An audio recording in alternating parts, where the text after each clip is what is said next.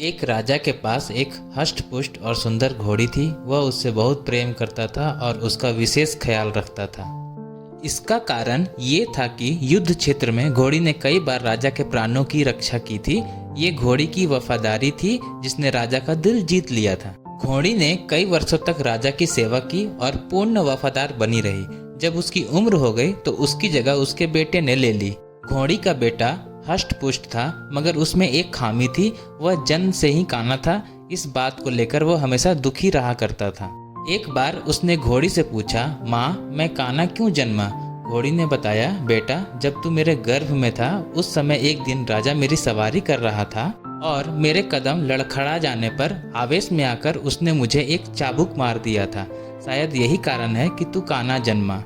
ये सुनकर काने घोड़े का मन राजा के प्रति क्रोध से भर उठा। वह बोला, माँ, राजा ने मुझे जीवन भर का दुख दिया है, मैं उससे इसका प्रतिशोध लूंगा। घोड़ी ने समझाया, नहीं बेटा, राजा हमारा पालक है, उसके प्रति प्रतिशोध की भावना अपने हृदय में मत ला। क्षणिक आवेग में उसे क्रोध आ गया और वह स्वयं पर नियंत्रण नहीं रख पाया। इसका अर्थ ये कतई नहीं है कि वह हमसे प्रेम नहीं करता। तू प्रतिशोध लेने का विचार अपने हृदय से निकाल दे। माँ के समझाने पर भी काने घोड़े का क्रोध शांत नहीं हुआ। वह राजा से प्रतिशोध लेने का अवसर ढूंढने लगा। बहुत जल्द उसे यह अवसर भी मिल गया। राजा युद्ध के मैदान में काने घोड़े पर सवार था। उसके और उसके पड़ोसी राज्य के राजा के बीच घमासान युद्ध छिड़ा हुआ था।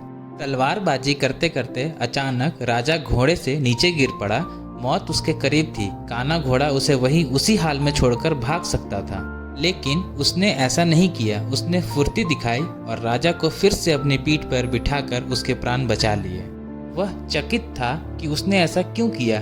जिस व्यक्ति ने उसे काना बनाया उसने उसके प्रति वफादारी क्यों दिखाई? क्यों उससे प्रतिशोध नहीं लिया? ये प्रश्न उसने घोड़ी से पूछा तो वह मुस्कुराते हुए बोली, तू आखिर बेटा किसका है? मेरा ना। मेरी छत्र छाया में तू पला बढ़ा है। जो संस्कार मैंने तुझे दिए हैं वे तेरी रग रग में रच बस गए हैं। उन संस्कारों के विपरीत तू जा ही नहीं सकता।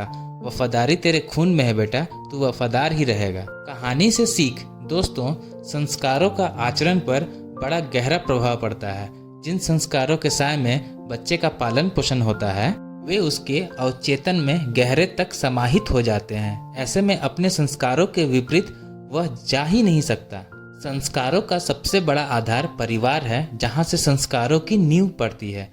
हर माता पिता की जिम्मेदारी है कि वे अपने परिवार को अच्छे संस्कारों की नींव दें। अच्छे संस्कार के परिवार का व्यक्ति संस्कारी बनेगा और अपने कर्मों से समाज में सदा सम्मान पाएगा।